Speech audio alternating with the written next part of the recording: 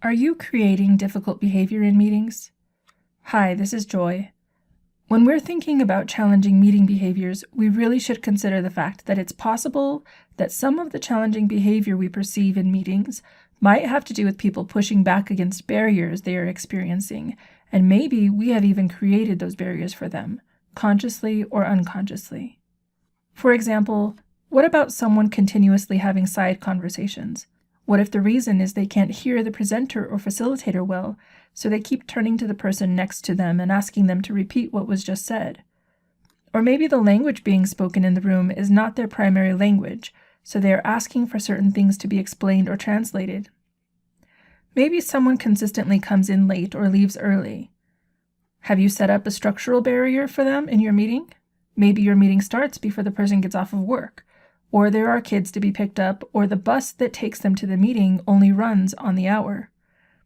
Maybe someone keeps losing focus because they have been working all day and they came straight to your meeting after work and they haven't had a chance to eat since breakfast.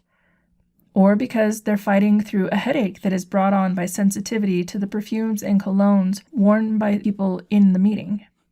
Sometimes we think that just because someone isn't participating like we are participating, then something's wrong with them and not with the meeting context, structure, or lack of thoughtfulness about people's needs.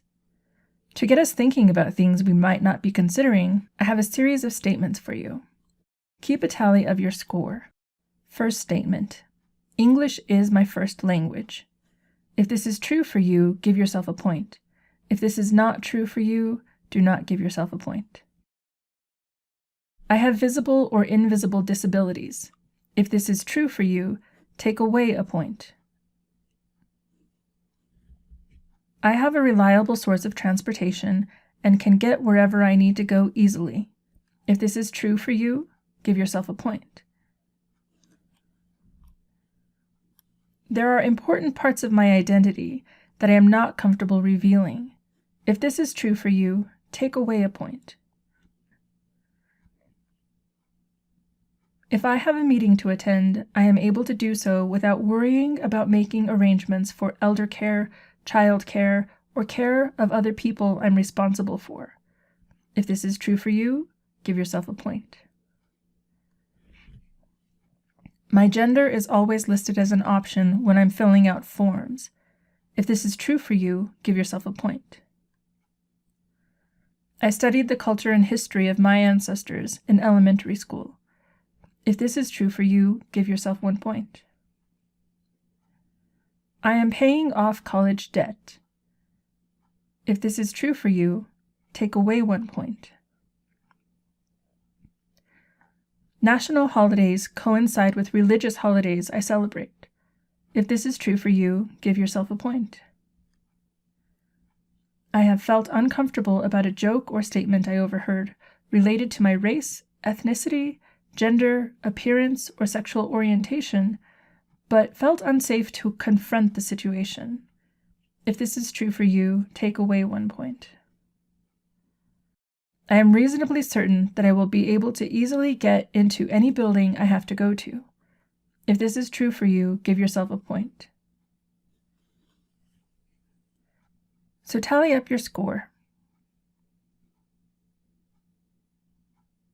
What do you think of your tally? Does it surprise you? Are these statements things you've been thinking about? Given this list, do you think it's possible that you might not be thinking about some barriers or difficulties some meeting participants might be dealing with?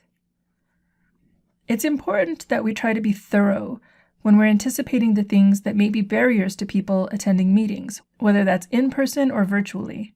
There are barriers and challenges we don't see because each of us looks at the world through our own lenses, from the top of our own towers of perception, and we don't always see what other people see. This is why we encourage thoughtful and thorough meeting planning.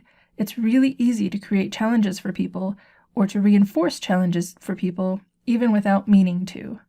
There are many mistakes I have made as a facilitator that have unintentionally further marginalized or left people out. Things I have done directly through ignorance, lack of understanding of how big a deal things really were, or not advocating strongly enough for different groups of people. For example, I requested simultaneous language interpretation for a meeting I would be facilitating, but I didn't insist that the interpreter be experienced in simultaneous interpretation. So we had really poor quality interpretation, which left out all of the non-English speaking participants. I've also just assumed that nobody would need interpretation and not had interpreters at all, when communities I was working in actually had large populations of non-English speakers. Another example is, I knew a group I would be working with included more than one religious group. I know some of them were Muslim. I didn't do any research to try to find out about things like prayer times, so I was taken by surprise when a group of people walked out in the middle of a meeting to pray. And more times than I can count, I didn't ask people their pronouns when we did introductions, which left me and others with only our assumptions of people's gender, and our assumptions were not always correct. So I unintentionally contributed to participants continuing to be misgendered. You see how easy it is to miss things? So before we succumb to frustration about what we perceive as a challenging behavior in a meeting, let's think about the context that we are creating, the context that we may be reinforcing, and that we may be participating in. Maybe what is challenging is not the person, but the context the person is trying to operate within.